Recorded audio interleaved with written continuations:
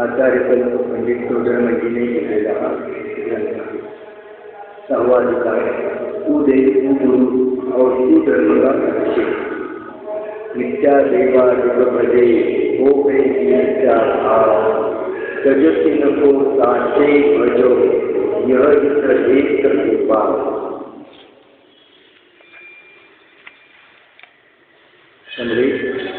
व्यंतर देवाचा स्वरूप आणि त्याच्यात पूजण्याचा निश्चित आपण पाहतो.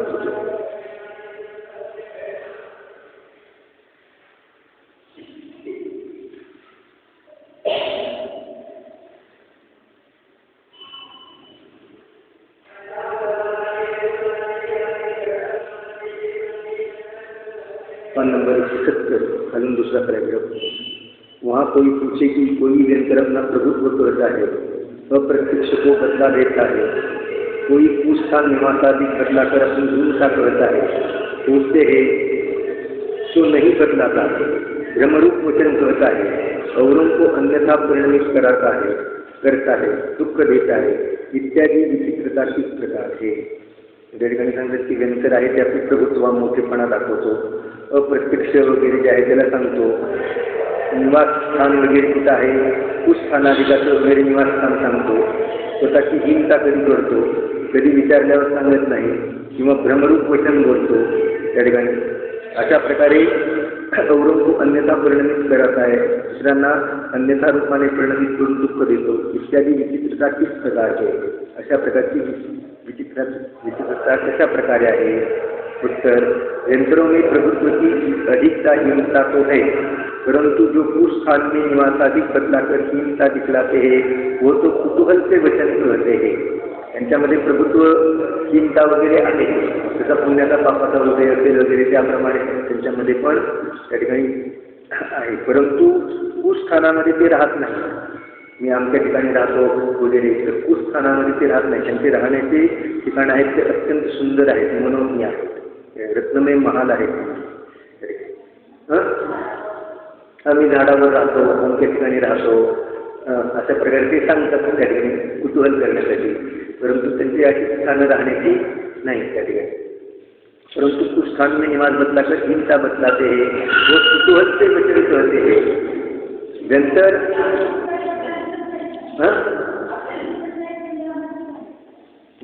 वैयक्तिक शरीर आहे.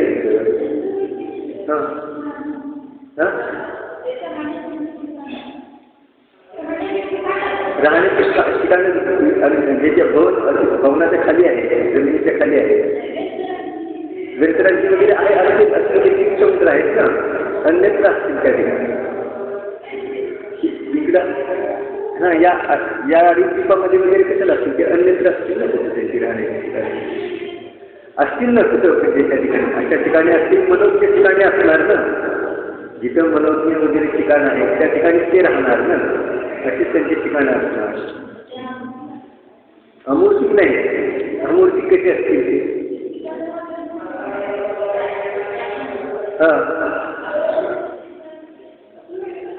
हां आपल्याला दिसायला त्या ठिकाणी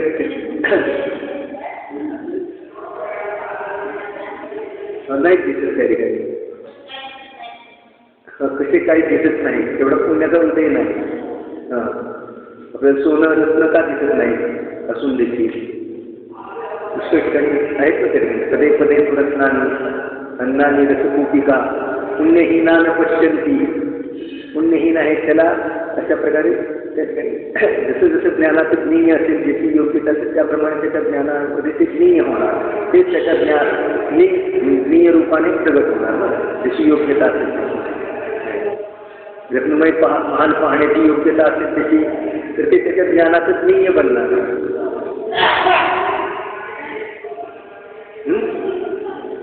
आणि ती बघ आहेत ती असतील ती पण म्हणून त्या ठिकाणी वगैरे अन्य कुठं कुठं असतील त्यांची काय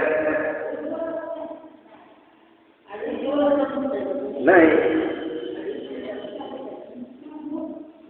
अडीच 30% समुद्र आहेत ना अन्यत्र त्यांची कुठं आहे त्यांची निवासस्थानं.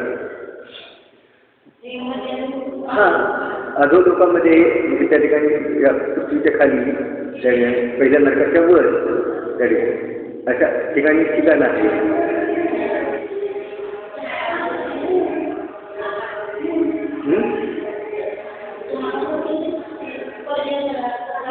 हा नाहीच राहत मडक्या घरात ते राहत नाही.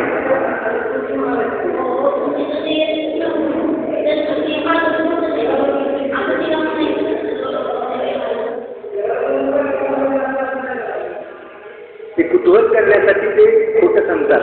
मी या फडक्या घरात राहतो मी त्या झाडावर राहतो वगैरे परंतु त्यांची ठिकाण आहेत ते मनोज्ञ आहे.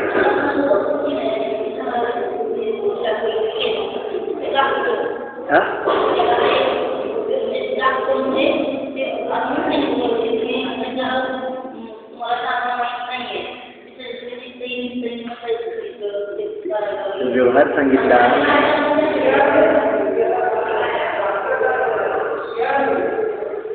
बिहार त्यांचा सर्वत्र आहे.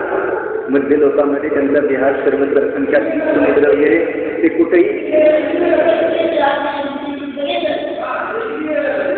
भ्रमण करतात. वैयक्तिक शरीर त्यांचं आहे परंतु त्यांची राहण्याची ठिकाणं उत्तम आहे. याचं कुठं पण कूसखानामध्ये वगैरे राहत नाही. तर दिले ना ते कूसखानामध्ये निवास वगैरे दाखवून कुतूहलचे वचन करतात. नंतर बालक की भाषा कुतूहल करते रहते हैं. जिस प्रकार बालक कुतूहल द्वारा अपने को ही दिखलाता है चिढ़ाता है गाली सुनाता है ऊंचे स्वर से रोता है बाद में हंसने लग जाता है उसी प्रकार निरंतर चेष्टा करते हैं. यदि कूस स्थान के निवासी हो तो उत्तम स्थान में आते हैं. वहाँ किसके लाने से आते हैं? अपने आप आते हैं या अपनी शक्ति होने पर कुछ स्थान में किस लिए रहते हैं? इसलिए इनका ठिकाना तो जहाँ उत्पन्न होते हैं वहाँ इस पृथ्वी के नीचे वो ऊपर है. सो मनोज्ञ है. त्यांची राहण्याची ठिकाण आहे ते मनोज्ञ आहे. त्यांचा संचार सगळीकडे आहे परंतु ते त्या जीवाला कुतूहल करण्यासाठी खोटं सांगतात. मी आपण त्या घरात राहतो मी या घरामध्ये राहतो त्या ठिकाणी अशा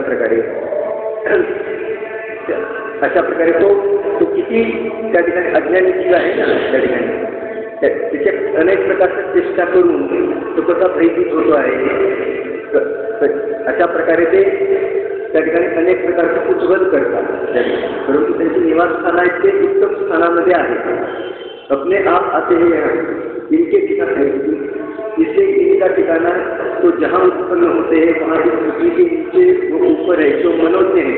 कुतूहल के लिए जो चाहे सो कहते हैं कुतूहलासाठी जे पाहिजे ते सांगतात त्या ठिकाणी. यदि इनको पीड़ा होती हो तो रोने हंसने कैसे लग जाते हैं. हे रडता हसता कुतूहल करतात बालकासारखं. आणि अवधी वगैरे काही सगळ्या प्रकारची असते असं नाही. थोड्या काळाची थोड्या क्षेत्राची अवधी असते. ते खोटं पण सांगतात आपला मोठेपणा ठिकाणासाठी. जसं आपला प्रश्न विचारला एखादा आपलं येत नसेल तर मग आपला मोठेपणा कसं आहे ते राजकीय विषय आहे ना त्यामुळे आपला मोठेपणा विचारला आपला माझा युक्ती किती आहे त्याला तसं माहिती नसेल त्या ठिकाणी तेवढा अंदाज त्या ठिकाणी तर त्या ठिकाणी तो काय सांगणार खोटं सांगणार पाहिजे आहे 70 वर्षाचं 90 वर्षाचं खोटं पण सांगून टाकणार. अशा प्रकारे आपण म्हणणार त्यांनी सांगितलं अशा प्रकारे ते काही सगळं खरं सांगतात असं पण नाही. सगळ्या क्षेत्राची माहिती आहे असं पण नसतं त्यांना.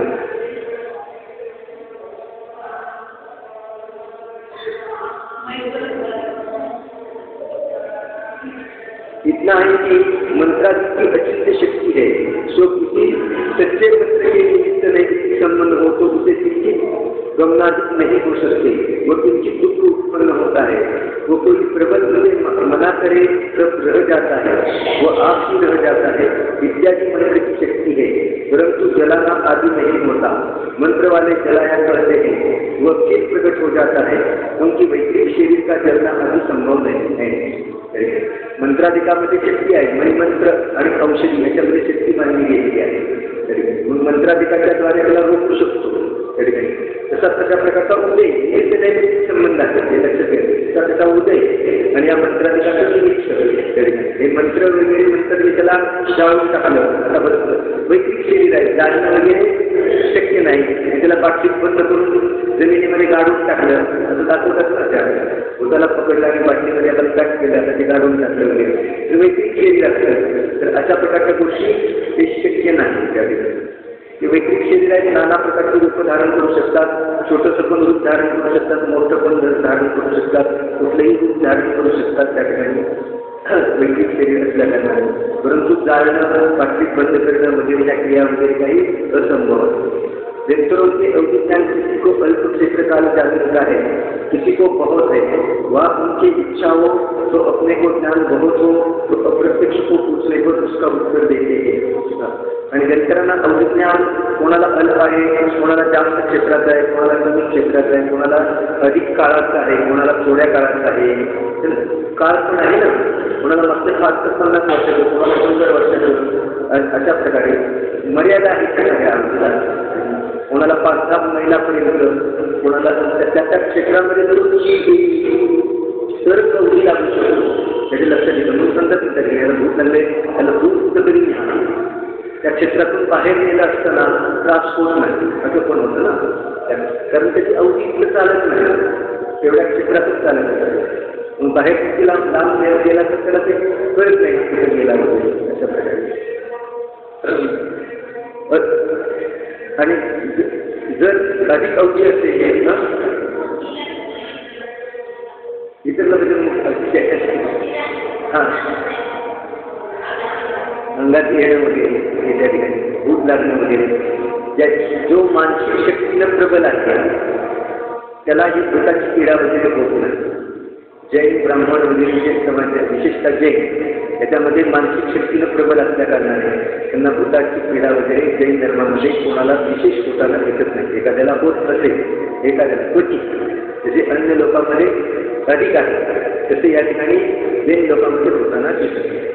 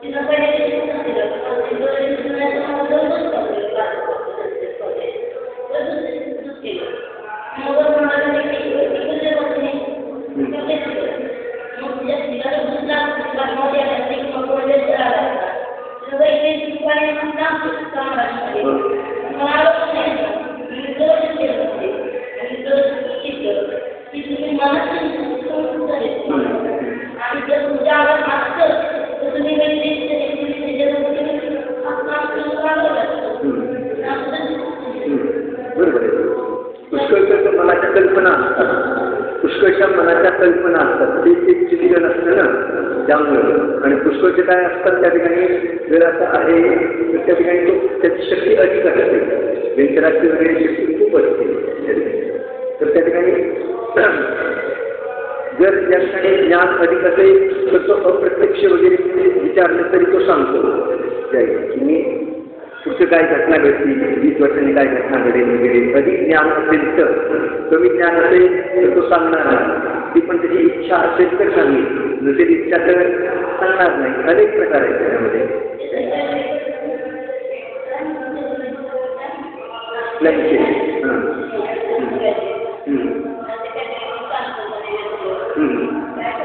एक कल्पना आहे त्या ठिकाणी. कशा मनाच्या कल्पना असतात कधी.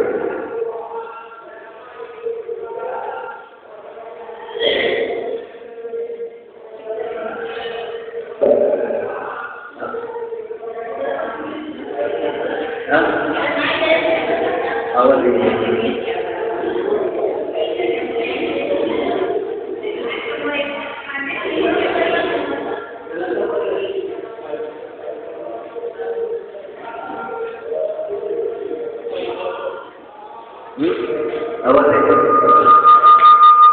आवाज भरपूर होता. आवाज आहे. आवाज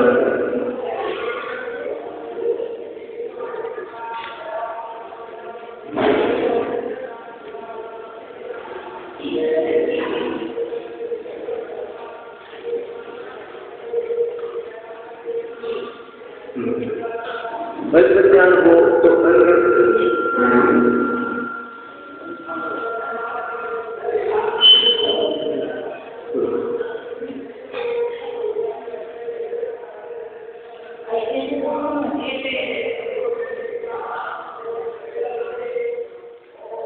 अल्पज्ञान होतो अन्य महत्त्वाचे पुष्कळ जबाब देते.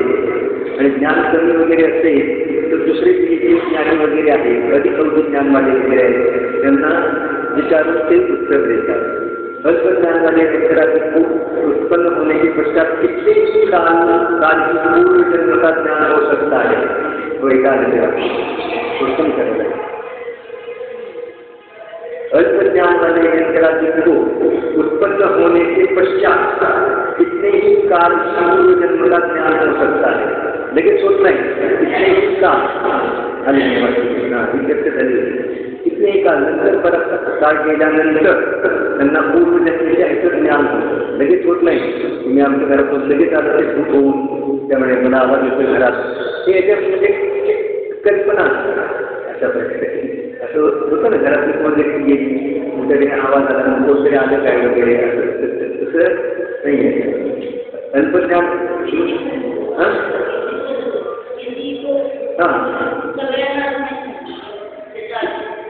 अल्पज्ञान वाले नेत्रादि उत्पन्न होने के पश्चात कितने ही काल की पूर्व जन्म का ज्ञान हो सकता है. किती काळ गेल्यानंतर मध्ये कित्येक काळ गेल्यानंतर म्हणजे 50-60-100 वर्ष गेल्यानंतर मग त्याला त्या ठिकाणी अवधी ज्ञान होते. पूर्वजन्माचं वगैरे ज्ञान होतं. आपण पूर्वी कोण होतो वगैरे लगेच असं नाही. ते पुस्तक स्मरण मात्र राहत आहे. मग त्याचं स्मरण मात्र राहतं त्या ठिकाणी कुणाचं लगेच दिसून जातो. जरी ज्ञान झालं स्मरण मात्र राहत आहे. ही सेवा इच्छाद्वारा आप खूप चेष्टा करेल तो करते. मग त्या ठिकाणी आपल्या इच्छेला अनुसरून जे काही चेष्टा करायचं तिथं करते. पूर्वजन्म की बातें कहते हैं. कोई अन्य बात पूछे तो अवधिज्ञान तो थोड़ा है. बिना जाने किस प्रकार से है. कोणी अन्य गोष्टी विचारल्या तर अवधिज्ञान तर थोडा आहे. त्या ठिकाणी सांगल्याशिवाय ते कसं सांगणार. जिसका उत्तर आप न दे सके तो इच्छा न हो वहाँ मान कुतूहला उससे उत्तर नहीं देते. वो झूठ बोलते हैं इनका जानना.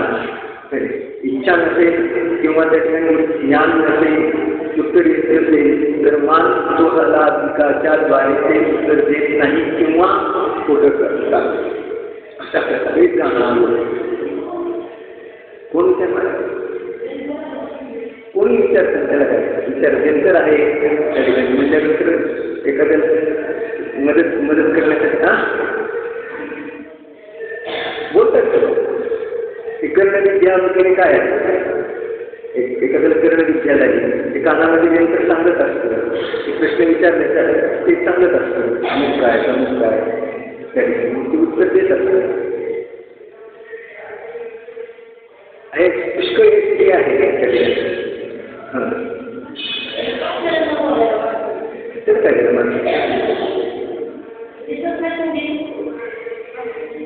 दिसत नाही म्हणजे वैयक्तिक क्षेत्र आहे ना त्यांचं. वैयक्तिक क्षेत्र असल्यामुळे त्या ठिकाणी दिसत नाही. सूट शरीर वगैरे केलं तर ते दिसतं त्या ठिकाणी. आणि ते तीन कामाचं कशासाठी तुमच्याकडे येतील कारणाशिवाय कशाला येतील. एक ज्यांना यंत्राला काही केलं ते पण स्वतंत्र वगैरे आहे.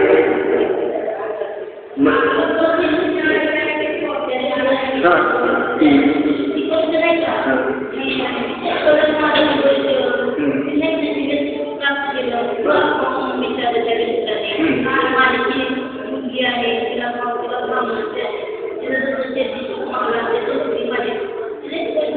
माझी नाही आहे ती तारा देवी.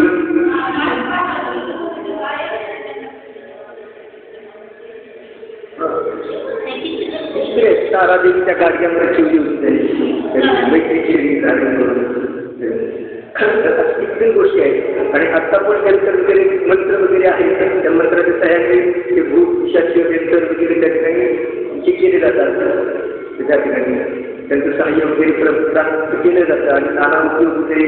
परंतु पुण्य पापाशिवाय आपल्या ते काही करू शकत नाही. कोणाच्याही पुण्य पापाशिवाय ते काही करू शकत नाही.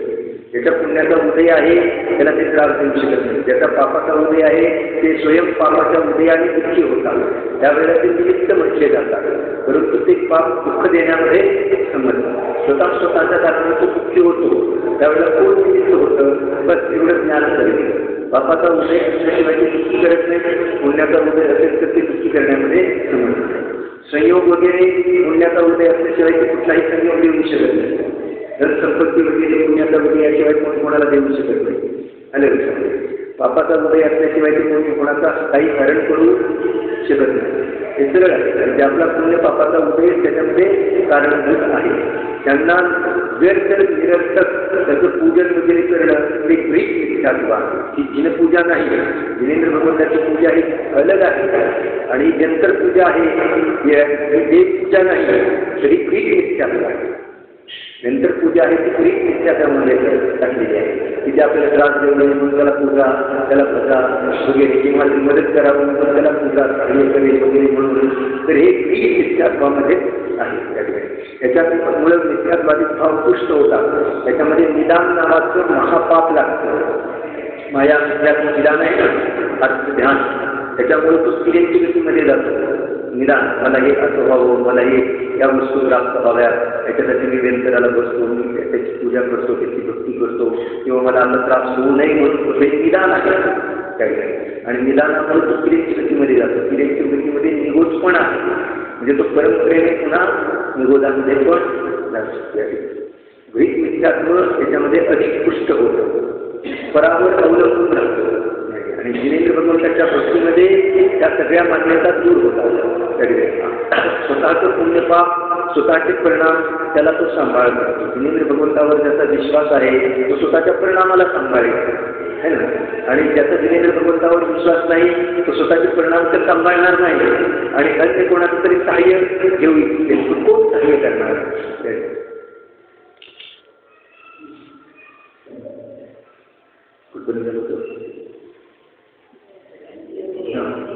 देव में ऐसी शक्ति है कि अपने व अन्य के शरीर को उद्गल स्कंद को जैसी इच्छा हो तदनुसार परिणमित करते हैं. इसलिए नाना आकार आदि रूप आप होते हैं व अन्य नाना चरित्र दिखाते हैं. अन्य जीव के शरीर को रोगादि युक्त करते हैं. बस अशा प्रकारची त्यांच्यामध्ये शक्ती आहे. त्या ठिकाणी त्या ठिकाणी सांगितलं ना की इंद्रामध्ये अशी शक्ती आहे की एक जर त्याच्या मनामध्ये आलं तर अख्खा जम्मूतील 1,00,000 योजनाचा तो एका करंगळीने ते उलटा करू शकतो. अशा प्रकारची शक्ती देवादिकामध्ये आहे. इंद्रादिकामध्ये अधिक दाखवली. तशी व्यंतरामध्ये वगैरे मोठी अशा प्रकारची शक्ती आहे. तर ते अशा प्रकारे शरीराला रोगादी किंवा रोगादी रहित वगैरे करण्याची शक्ती त्यांना जर त्याच्या प्रयत्न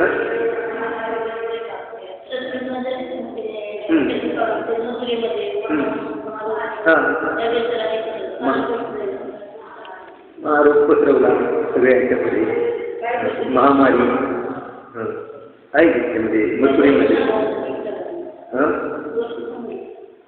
त्यात संपूर्ण महामारी त्या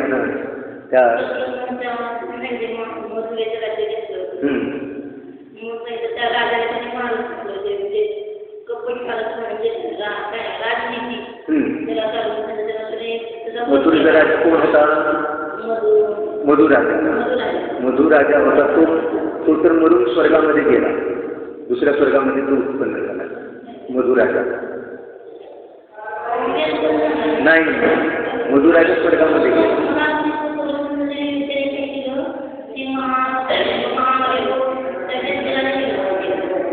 ते दुसरे हा मधु मथुरेचं राज्य त्याने जिंकलं. मथुरेचं राज्य त्याने जिंकलं. हत्तीवर बसल्या बसल्या मधुराजाने 12 महिन्यांचं केलं. त्या ठिकाणी केशलोक केला.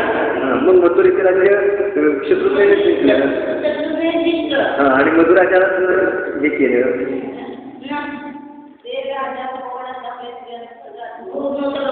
तोच मधुराजा.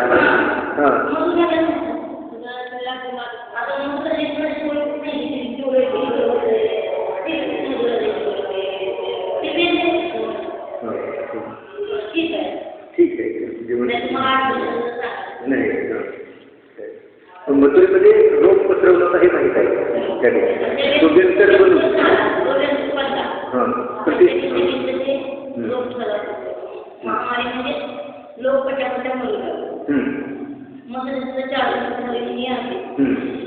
त्याच्या निमित्तामध्ये ते मनवाधिकार आणि बुद्धिधार नियम सप्तऋषी आणि त्या ठिकाणी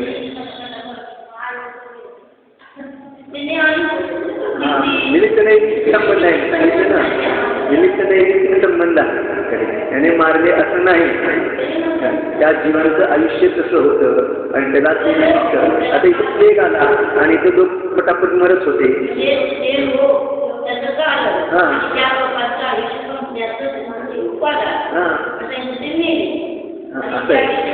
जे कार्य घडत म्हणून निमित्त उपादानाचं व्यवस्थित ज्ञान असणं आवश्यक आहे. जे कार्य घडते ते उपादानामध्ये घडत आहे.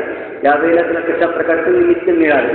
अज्ञानी जीव निमित्ताकडे पाहून निमित्तामुळेच हे झालं म्हणून तो निमित्ताचा द्वेष करतो. है ना. निमित्त जर चांगलं मिळालं तर तो निमित्ताच्या प्रती राग करतो. चांगल्या निमित्ताच्या प्रती राग आणि वाईट निमित्ताच्या प्रती द्वेष करतो. उपादानाचा त्याला पत्ता नाही. त्यामुळे त्याला धर्माची प्राप्ती होत नाही. चांगले निमित्त मिळाले की त्याच्याप्रती राग असे निमित्त टिकले पाहिजे, असे ठेवले पाहिजे. वाईट निमित्त मिळाले तर ते हटवले पाहिजे, ते चांगले नाहीत वगैरे. अशा प्रकारे तो निमित्त हटवण्यामध्ये आणि जुटवण्यामध्येच पुरुषार्थ मानतो. परंतु निमित्ताला हटवणं आणि जुटवणं त्याच्या अधीन नाही. त्याची मान्यता पण निमित्तामुळे हे झालं, निमित्तामुळे हे झालं ही मान्यता पण नित्य आहे. मात्र उपादानाने जे कार्य केलं ते दाखवण्यामध्ये निमित्त केवळ व्यंजक आहे. ते दाखवणार आहे की उपादानामध्ये कसं कार्य घडलं. कारण उपादान विधी अनिर्वचनीय आहे आणि ती निमित्ताच्या द्वारे कथन केली जाते. सर्वत्र असं आहे की नाही बघा. उपादान विधी अनिर्वचनीय आहे आणि ती निमित्त उपादान दोहे वाचतात त्याच्यामध्ये दिलेलं आहे सगळं. निमित्त आणि उपादानाचा संवाद आहे. त्या ठिकाणी निमित्त आपला मोठेपणा दाखवतं, उपादान आपली मोठेपणाची सिद्धी करत आहे. त्यामध्ये शेवटी निमित्त हरता आणि उपादान जिंकतं. अशा प्रकारचे पण भैया भगवतीदाची गीते आहे, बनारसीदाची गीते निमित्त उपादान दोहे आहेत. शास्त्रामध्ये आहेत. बृहत निर्वाणी संग्रहामध्ये आहे. वाचले म्हणजे हिंदीतून आहे त्यामुळे सगळ्यांना अर्थबोध होईल अशा प्रकारचे आहे. उपादान विधी अनिर्वचनीय तो ज्ञानामध्ये जाणला जातो. कथन करायचं झालं तर तो कसं करणार. निमित्ताच्याच द्वारे कथन केले जाणार. त्या जीवाची ते कथन करायचे झाले तर ते निमित्ताच्याच द्वारे कथन करावे लागतील. याशिवाय व्यवहारिक जीवाला ते समजणारच नाही. कुठलीही गोष्ट सांगायची झाली तर निमित्ताच्याच द्वारे कथन करावे लागेल. त्याशिवाय कारण उपादान आहे ते वचनाच्या अतीत आहे. म्हणून उपादान आणि निमित्त त्याचे संबंध कसे आहेत. कार्य कशाच्याद्वारे होतं. त्या ठिकाणी कार्य होताना निमित्त आहे परंतु निमित्ताच्या द्वारे कार्य घडत नाही. कार्य आपल्या ज्या वेळेला जे कार्य घडेल त्या निमित्तावर तशा प्रकारचा आरोप येतो. जसे जैसे जैसे मी करे सो वैसो बे तसं त्या ठिकाणी निमित्त आहे. एकच निमित्त ढग आले आणि त्याला वैराग्य झालं तर त्या ढगावर वैराग्याचा आरोप आहे. पांढरा केस दिसला आणि त्याला वैराग्य झालं आलं लक्षामध्ये. आणि एखाद्याला पांढरा केस झाला आणि त्याला रंगवायचा भाव आला. एखाद्याला राग भाव येतो, एखाद्याला वैराग्य भाव येतो. कसं आहे त्या ठिकाणी वस्तू एकच आहे. एखाद्याने एक स्त्री पाहिली आणि त्याला वैराग्य झालं आणि एखाद्याला काय झालं मोह उत्पन्न झाला. तो स्त्रीने मोह उत्पन्न झाला का वैराग्य उत्पन्न होणारी ती स्त्री आहे. स्त्रीनं वैराग्य उत्पन्न करणारी आहे आणि मोह उत्पन्न करणारी आहे. निमित्त तर निमित्त आहे, परद्रव्य आहे त्या ठिकाणी. परंतु याची जशी योग्यता आहे त्याप्रमाणे जो मोही जीव आहे त्याला मोह उत्पन्न होईल, जो विरक्त जीव आहे त्याला वैराग्य उत्पन्न होईल, असं आहे ना कधी. आणि जसं कार्य घडेल तसं त्या निमित्तावर आरोप येईल, जसं कार्य घडेल तसं त्याच्यावर आरोप येईल.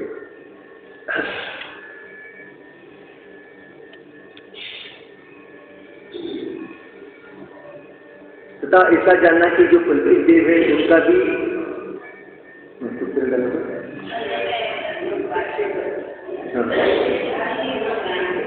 यहाँ इतना ही है कि अपने शरीर को वह अन्य पुरुष प्रहलाद को जितनी शक्ति हो उतने ही परिणमन कर सकते हैं, इसलिए सर्व कार्य करने की शक्ति नहीं है. अन्य जीव के शरीराधिक को उसके पुण्य पाप के अनुसार परिणमित कर सकते हैं. उसके पुण्य का उदय हो तो आप रोगादि नहीं परिणमित कर सकता, और पाप का उदय हो तो उसका इष्ट कार्य नहीं हो सकता. म्हणजे उपादानाच्या अनुसारच कार्य होतं. जसा त्याच्या पुण्य पापाचा उदय असेल त्याप्रमाणे आपण कार्य करू शकता, म्हणजे जंतर वगैरे कार्य करू शकता. जसा पापाचा उदय असेल तर त्याप्रमाणे कार्य करू शकता, पुण्याचा उदय असेल तर ते त्याच्या शरीरामध्ये रोगादि उत्पन्न करू शकत नाही. इस प्रकार जंतरादि की शक्ती जानना. यहाँ कोई कहे जितनी शक्ति जिनमें पाई जाए उनके मानने पूछने में क्या दोष है. अशा प्रकारची त्यांच्यामध्ये इतकी शक्ती आहे तर त्यांना मग मानणं पूजन काय बिघडते असं त्याने. अपने पाप का उदय होने से सुख नहीं दे सकते, पुण्य का उदय होने से दुख नहीं दे सकते, तथा उनको पूजने से कोई पुण्य बंध नहीं होता. रागादि की रुचि होने से पाप ही होता है, इसलिए उनका मानना पूजना कार्यकारी नहीं है, पूरा करने वाला है. एकदम हा पाड्याच्या महत्वाच्या चार होईल. अपने पाप का उदय होने से सुख नहीं दे सकते. आपल्या पापाचा जर उदय असेल तर कोणीही याला सुख देऊ शकत नाही, ते नंतर पण सुख देऊ शकत नाही. पुण्य का उदय होने से दुःख नहीं दे सकते. पुण्याचा उदय असेल तर कोणीही सगळं दुनिया जरी एका बाजूला झाली आणि त्याला दुःख द्यायचं म्हटलं तर ती दुःख देऊ शकत नाही. तथा उनको पूजने से कोई पुण्यबंध नहीं होता, आणि त्यांना पूजलं असताना पुण्यबंध पण होत नाही. उलट इच्छा आकांक्षा तीव्र असल्या कारणाने, भयादी भय आशा स्नेह तीव्र असल्या कारणाने, रागाधिकाची वृद्धी झाल्या कारणाने पापबंधच होतो. इसलिए उनका मानना पूजना कार्यकारी नहीं है, पूरा करने वाला है. म्हणून त्यांना मानणं. तुम्ही गंधर्वांना मानता की नाही? मानणं म्हणजे काय? मानणं याचा अर्थ समजलं नाही. तत्वसूत्रामध्ये गंधर्व सांगितलंय 10 प्रकारचे देव सांगितलेले आहेत. गंधर्व भूत पिशाच किन्नर किंपुरुष वगैरे मानतो, मानतो आम्ही. ते आहे त्यांचं अस्तित्व मानतो. मानतो म्हणजे त्यांचं अस्तित्व मानतो आहेत ते त्या ठिकाणी. याचा अर्थ मानणे, याचा अर्थ पूजा करणे असा नाही. लोक याच्यामध्ये तत्वसूत्रामध्ये लिहिलेल्या म्हणजे मानता की नाही तुम्ही? हा, मानतो म्हणजे त्याचं अस्तित्व आहे. तत्वसूत्रामध्ये त्याचं अस्तित्व सांगितलेलं आहे. ज्योतिषशास्त्र तुम्ही मानता की नाही? आहे ज्योतिषशास्त्र, पण ते निमित्त शास्त्र आहे. ते काही आपल्याला चुकी करत नाही. निमित्त शास्त्र आहे त्या ठिकाणी. काय एक सूर्यचंद्र ठीक आहे. हां, वैद्यकशास्त्र आहे, ज्योतिषशास्त्र आहे, निमित्तशास्त्र आहे. हे सगळे निमित्तशास्त्र आहेत त्या ठिकाणी. त्याची मर्यादा आहे. त्या मर्यादेपर्यंत त्या ठिकाणी त्याचं अस्तित्व आहे. त्याच्या पलीकडे ते आपल्यामध्ये शिरून काही करत नाही.